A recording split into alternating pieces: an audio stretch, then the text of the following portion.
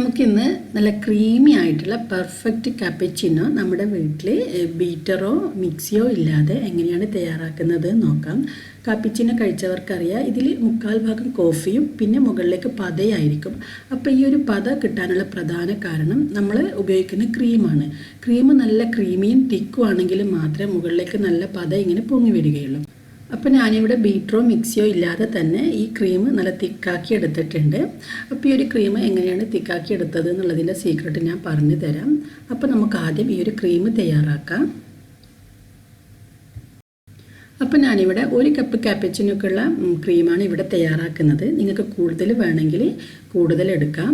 നമുക്ക് ആദ്യം ഇതിന് വേണ്ടിയിട്ടൊരു കോഫി തയ്യാറാക്കണം. ഞാനിവിടെ ഒരു ബൗൾ എടുത്തിട്ടുണ്ട്. ഇതിലേക്ക് നമുക്ക് 1 ടേബിൾ സ്പൂൺ കോഫി പൗഡർ ചേർക്കാം. കോഫി പൗഡർ ചേർക്കുമ്പോൾ ശ്രദ്ധിക്കുക, ഇൻസ്റ്റൻറ്റ് കോഫി പൗഡർ തന്നെ വേണം. സാധാ കോഫി പൗഡറിൽ നമ്മൾ വിചാരിച്ച രീതിയിൽ ക്രീം തയ്യാറാക്കാൻ പറ്റില്ല. അപ്പോൾ ഈ 1 ടേബിൾ സ്പൂൺ കോഫി പൗഡറിന് 1 ടേബിൾ സ്പൂൺ പഞ്ചസാരയാണ് ചേർക്കുന്നത്. ഇനി നമുക്ക് ഇതിലേക്ക് 1 ടേബിൾ സ്പൂൺ ചൂടുവെള്ളം കുറച്ച് ഒഴിച്ച് ഇത് നന്നായിട്ടൊന്ന് മിക്സ് ചെയ്തെടുക്കണം. പഞ്ചസാര നന്നായി ഇതിലേക്ക് അലിഞ്ഞു വരുന്നത് വരെ നമ്മൾ ഇതിനെ മിക്സ് ചെയ്തെടുക്കണം. അപ്പോൾ ഞാനിവിടെ കോഫി പൗഡറും പഞ്ചസാരയും ഈ ചൂടുവെള്ളത്തിൽ നന്നായി മിക്സ് ചെയ്തെടുത്തിട്ടുണ്ട്. ഇനിയാണ് നമ്മൾ ക്രീം തയ്യാറാക്കുന്നത്. ഇനി നമുക്ക് നമ്മുടെ ക്രീം എങ്ങനെയാണ് തിക്കാക്കി എടുക്കുന്നത് നോക്കാം. ഞാനിവിടെ 1 കപ്പ് എടുത്തിട്ടുണ്ട്. ഈ 1 കപ്പ് ഫ്രീസറിൽ വെച്ച് 1 മണിക്കൂർ നന്നായി തണുപ്പിച്ചെടുത്തതാണ്. ഈ 1 കപ്പിലാണ് നമ്മുടെ ക്രീം തയ്യാറാക്കുന്നത്. അപ്പോൾ നമുക്ക് അടിച്ച് വെച്ച ഈ ഒരു കോഫിയുടെ മിക്സ് നമുക്ക് ഇതിലേക്ക് ഇട്ട് കൊടുക്കാം. തണുപ്പിക്കാത്ത കപ്പിനെ അപേക്ഷിച്ചിട്ട് ഈ ഒരു തണുപ്പിച്ച കപ്പിൽ നമ്മൾ ഈ ഒരു ക്രീം തയ്യാറാക്കുമ്പം നമുക്ക് പെട്ടെന്ന് തന്നെ ഇത് ക്രീമി ആയിട്ട് വരും, അതുപോലെ നല്ല തിക്കായിട്ട് വരും. അല്ലെങ്കിൽ നമ്മൾ ക്രീമി ആയിട്ട് വരും, അതിന് കുറച്ചധികം സമയം നമ്മൾ ബീറ്റ് ചെയ്യേണ്ടി വരും. അതേസമയത്ത് അത്ര തിക്കായിട്ട് കിട്ടില്ല. തിക്കായി കിട്ടണമെങ്കിൽ നമ്മൾ ബീറ്റർ തന്നെ ഉപയോഗിക്കണം. അപ്പോൾ ഇത് ബീറ്റർ ഇല്ലാതെ തന്നെ ഞാൻ ഈ ഒരു ക്രീം നല്ല തിക്കാക്കി എടുത്തിട്ടുണ്ട്.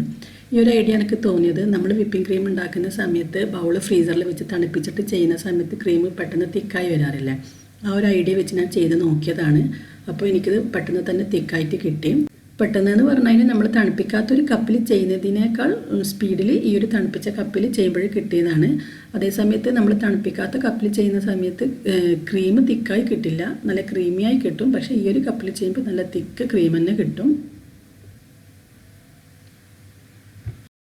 നമ്മൾ എത്ര സ്പീഡിൽ ഇത് ബീറ്റ് ചെയ്യുന്നോ അത്രയും സ്പീഡിൽ ഇതിൻ്റെ കളർ ചേഞ്ച് ആകുകയും ഇത് ക്രീമി ആയിട്ട് വരികയും ചെയ്യും.